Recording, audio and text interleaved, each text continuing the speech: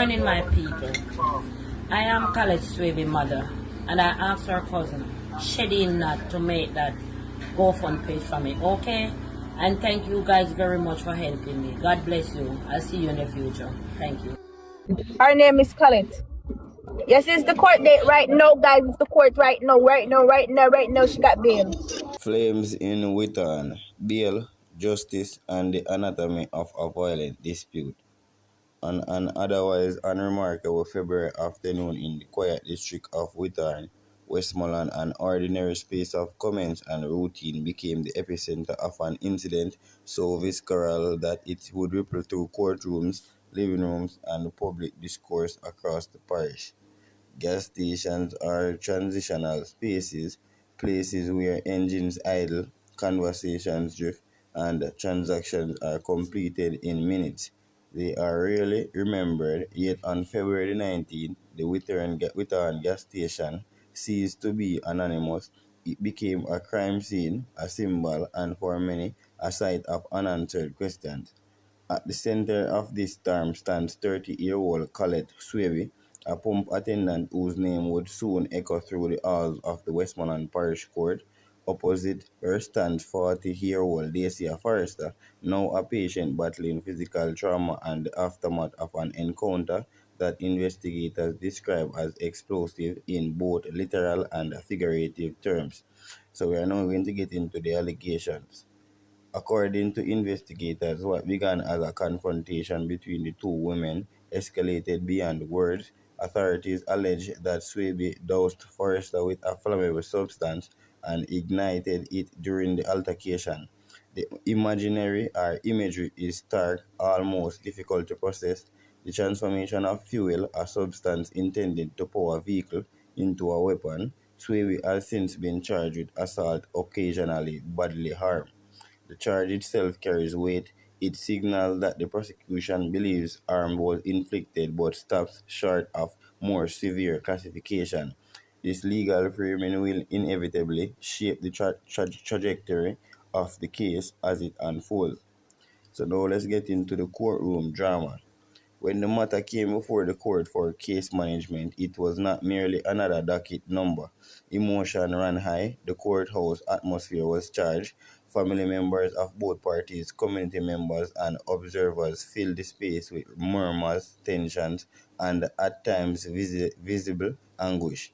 Swaby was granted bail in the sum of 350,000 with one of two sureties required.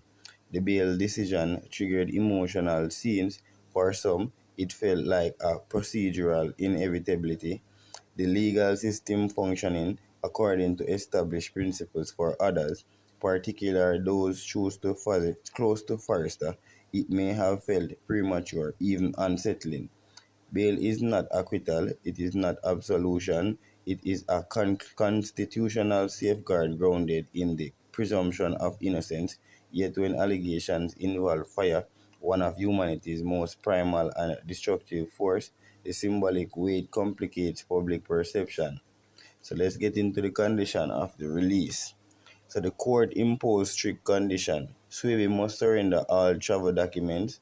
A stop order has been placed at all ports of exit. She must report to the Negril police station every Wednesday and Saturday between 6 a.m. and 6 p.m. She must not interfere with the compliant or prosecution witnesses. She must not obstruct the course of justice directly or indirectly. These stipulations reflect a judicial balancing act, protecting the integrity of the case while respecting the rights of the accused. The matter was adjourned to April 16 when Swaby is expected to return to court. So let's get into the community's reaction towards this incident, people, which is stating that Witton is not Kingston, it is not Montego Bay, it is a community where faces are familiar and the stories travel quickly.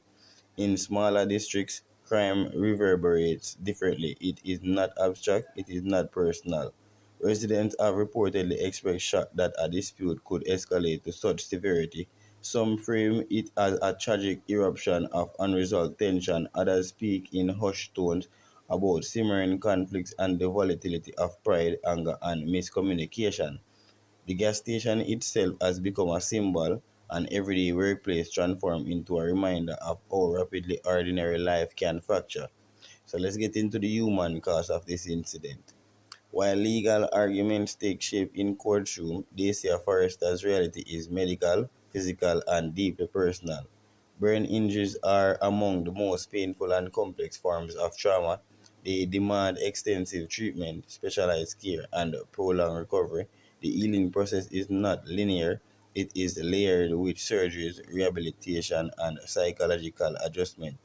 Forrester's relatives have publicly appealed for donations to assist with her treatment. This appeal underscores a sobering truth. Beyond legal consequences lies financial burdens. Medical care, especially for severe burns, can be overwhelming. The community's response will be reflected not only compassion but also broader conversations about healthcare access and social support systems. The psychology of escalation. What transforms an argument into an inferno, criminologists have often examined situational triggers, moments when emotion overrides restraint. Fuel is accessible at the gas station by definition. In such environments, the presence of combustible material introduces risk, yet accessibility alone does not explain intent. The alleged act, if proven, represents a profound breakdown in impulse control. It also raises questions about conflict resolution in high-stress service jobs, workplace tensions, and personal grievance that may predate to moment. Was the altercation spontaneous? Was it rooted in deeper dispute? Was there provocation, misunderstanding, or a chain reaction of escalating words? These are questions that only the court process through evidence and testimony can attempt to answer. So, bail and the public's perception. In Jamaica, as elsewhere, bail decisions frequently stir debate. The law prioritizes likelihood of the accused attending court, risk of the interference with witnesses, threat to public safety. The court's decision suggests that at least at this stage it believes conditions can mitigate these risks.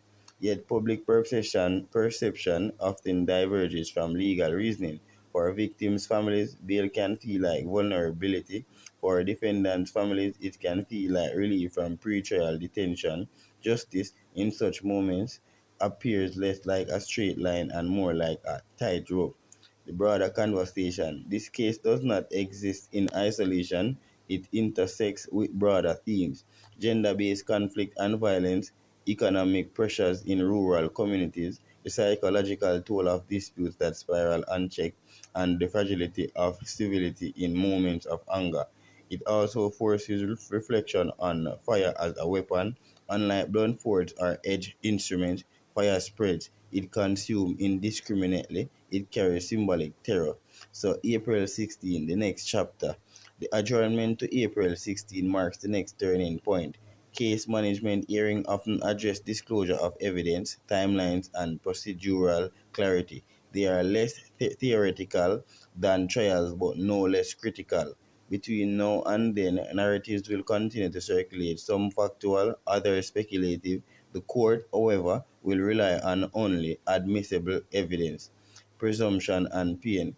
It bears repeating allegations are not verdicts. Swaby is presumed innocent until proven guilty. Forrester is presumed a victim of harm pending legal resolution. Both realities coexist uneasily.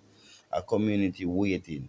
As the days pass with on waits, the gas pumps will continue to operate, cars will pull in and out, life will attempt to resume its rhythm, yet memories linger. There are moments that alter the texture of a place. February 19th may become one of those moments, a date residents recall not for celebration but for shock. Conclusion, fire, and fragility. This case is more than a headline. It is a prism refracting law, emotion, human frailty, and communal consequences. At its core lies a sobering reminder: disputes can escalate beyond imagination in seconds. The legal system exists to untangle such moments methodically, cautiously, and imperfectly. As April 16 approaches, the question remains suspended. What truly happened in those critical minutes? how will the evidence unfold, and what form will justice untimely take. In the end, the courtroom will render decisions grounded in law, but the deeper reckoning about anger, accountability, and empathy belongs to society as a whole. Of course, let's take a moment to really reflect on this because this incident it's deep. You know, when you think of a gas station, it's just one of those places. No one expects something so brutal to happen there, and for it to be a woman, a mother, someone just going about her day, that's what makes it so heartbreaking. I keep thinking about Dacia Forrester, her family, her life, and the road ahead. Burn injuries are just devastating. They don't just affect the body, they affect the whole spirit of a person. And what really stays with me is how sudden things can spiral out of control. One small disagreement, and suddenly lives are changed forever. I also think about Collate Swaby. No, I want to be clear. I'm not saying she's guilty. We don't know everything yet. But the human side of this, how frustration, anger, even a small spark of misunderstanding can turn deadly. And I think as a society, we have to ask ourselves, how do we get to a place where we can resolve these arguments before they explode like this? And then I think about the community. This is a small place and everyone knows everyone. When something like this happens, it's like a wound in the fabric of the town. People are scared, people are grieving, and I think that's why so many are coming together to support Dacia's family. They are not just raising money, they're holding on to hope, trying to do something good in the middle of so much hurt. So far for me, I just hope that as the court process moves forward, we see fairness.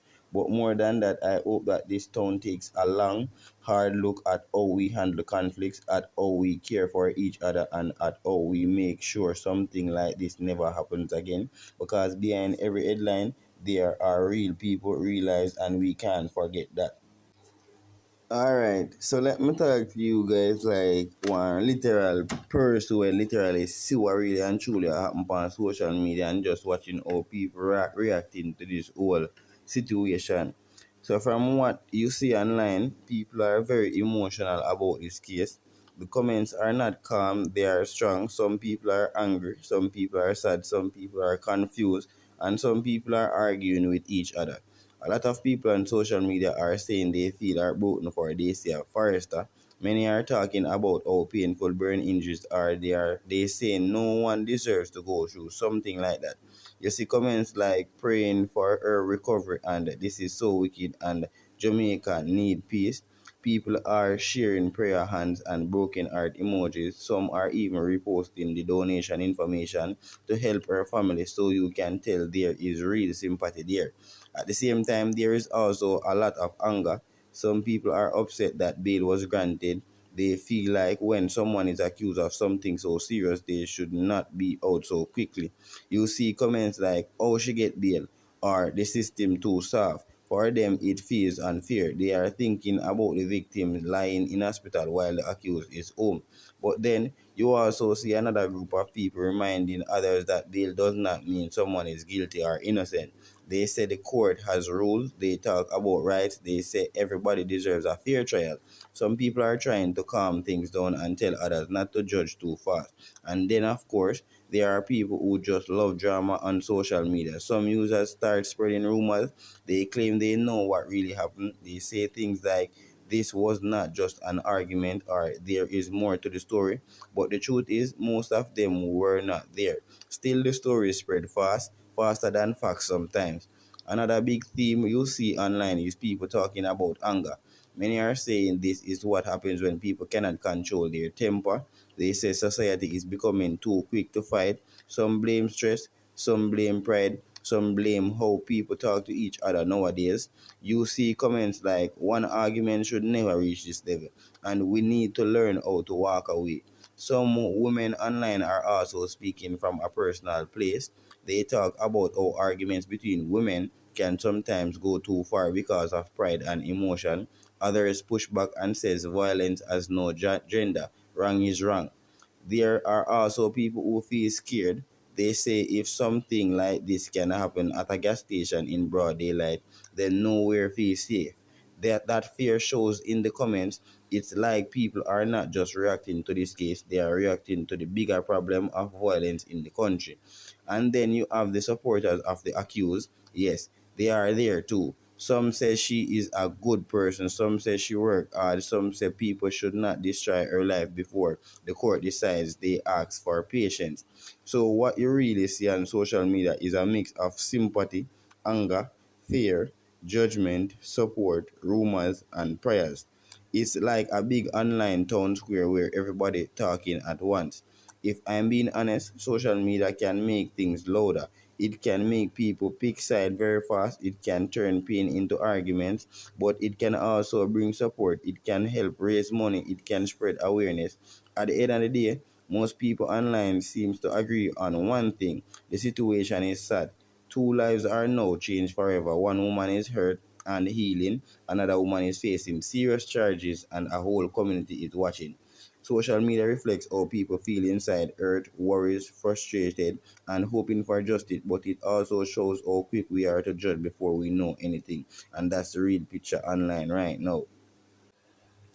All right, so let me clearly say this and from my heart to everybody locked in right now. If you're watching this on Common Sense News, I need you to understand something.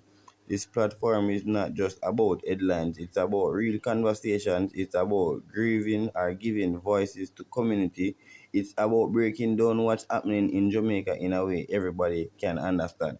So if you appreciate the way we explain these stories, if you value honest talk, if you believe in keeping the communities informed, I'm asking you no, I'm urging you to support the movement. Like the video because when you like it, YouTube pushes it to more people. That helps the message spread. Share the video, send it to your friends, your family, your WhatsApp group. Let people hear both sides, let them think for themselves, and comment your thoughts respectfully. This is a space for discussion. Tell me how you feel about the situation. Do you think the bail was fair? Do you think social media is too quick to judge? Let's talk about it in the comments. And most importantly, subscribe to Common Sense News if you haven't already. Hit that red button, turn on your post notifications so you never miss an update because when news breaks, we break it down. This channel grows because of you, not big corporations, not big sponsor, you. So if you stand for real talk, real updates, and real community vibes, like, share, comment, and subscribe. And stay locked in with Common Sense News where sense makes sense.